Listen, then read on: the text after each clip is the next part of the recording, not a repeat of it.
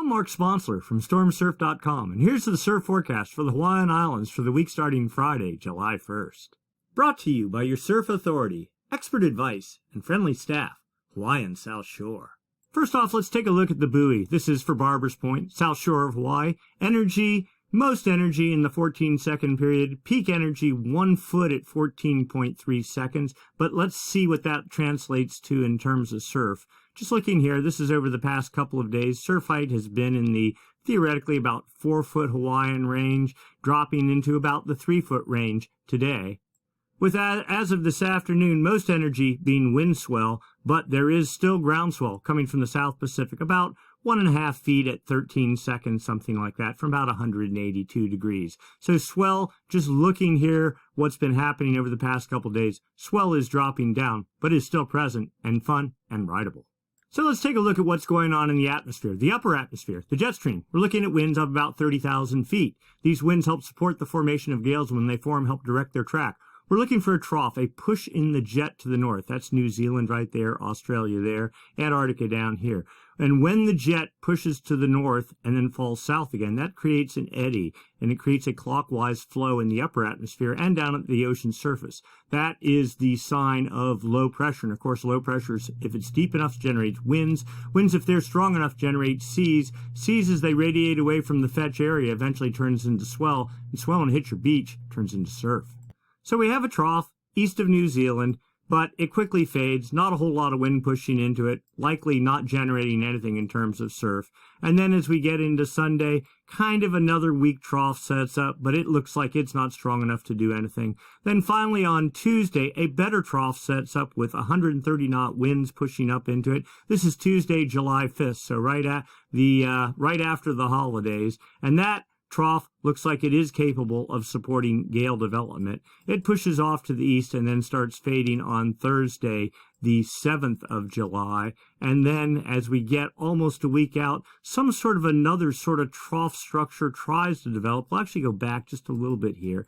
It kind of is a hangover from the previous trough. The new energy starts getting injected into it here into Friday, Saturday, the 9th of July, so possibly offering some potential. Let's go take a look down at the ocean surface.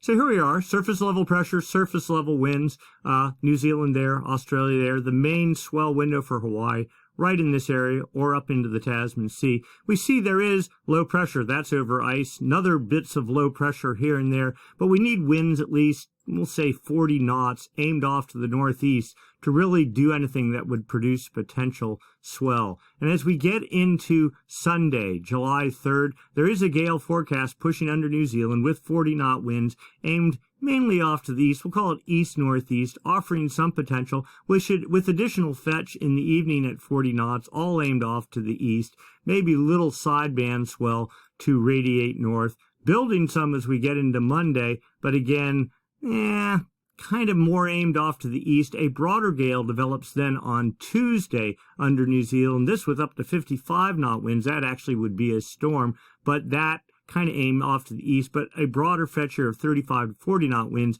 aimed off to the northeast and getting pretty strong as we get into Tuesday night. That'd be the 5th of July into the 6th. Here we go, 50 knot winds aimed to the north on Wednesday, the 6th.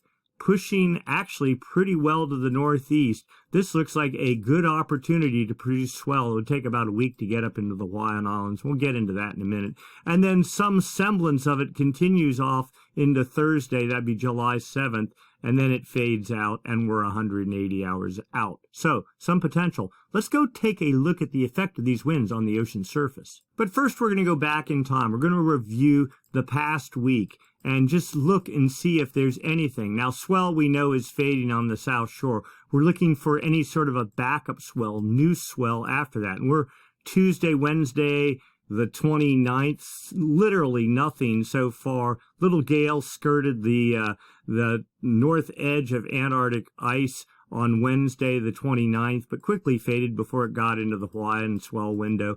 Here we are, Friday, the 1st of July, and basically nothing for the past week. So that pretty much indicates no swell pushing up into the Hawaiian Islands for the next week. That said, we know that there is better things to come as we push out Here we go. We see a little bit of a gale trying to push under New Zealand as expected on Sunday, July 3rd, with 29 to 30-foot seas, barely in the Hawaiian swell window, trying to hang on as we get almost into Monday, rejuvenates a little bit with, what's that, theoretically 39-foot seas, but that seems not very likely, more like 34 feet, something like that, and aimed pretty much off to the east, maybe some small sideband swell a week out, but we know there's something better coming as we get into Tuesday night, the 5th of July, into Wednesday, the 6th. A broader gale develops with 36-foot seas right here. That's the highest seas over the entire image, and building even to 39 feet, 38, 39 feet on Wednesday night, July 6th, and then pushing off to the northeast some too, and slowly fading as we get towards the end of next week. So definite potential in the water if the models are correct.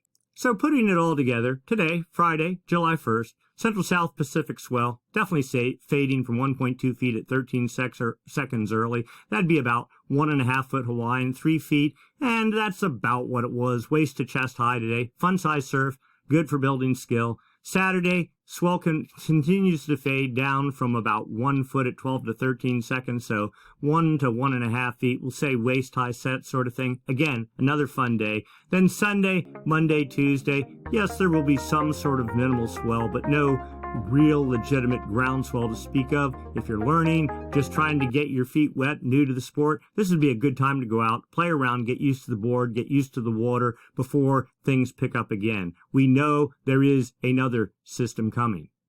And then long term, beyond that, starting about July 8th, swell from a forecast storm south of New Zealand is supposed to start arriving, and swell will continue upward from there. Of course, it's all projected by the models. There is not wind blowing on the ocean surface yet to produce swell, and you have to have wind to get waves and to get seas, and those seas have to radiate north and make the week-long trip up to Hawaii. So we have a little bit of time. Go out, get some surf now while you can, and have some fun with friends, family, do your shopping at Hawaiian South Shore, and prepare for bigger waves to come. That's it for this week. We'll do it again next week, same time, same channel. Thanks for watching.